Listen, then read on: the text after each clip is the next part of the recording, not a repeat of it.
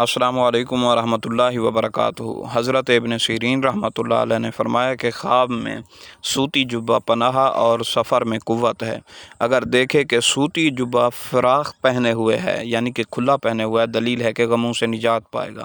اور اگر دیکھے کہ اس کے پاس ریشم کا جبہ ہے تو یہ خواب میں مکروہ ہے۔ اور اگر اسلحے کے ساتھ پہنے ہوئے ہے تو کسی بڑے آدمی سے شرف اور مرتبہ پائے گا۔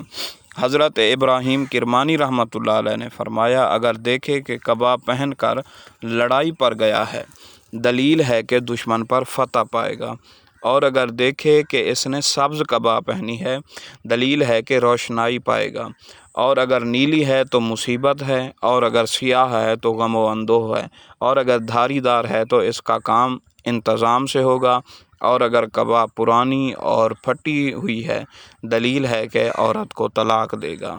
السلام علیکم ورحمۃ اللہ وبرکاتہ۔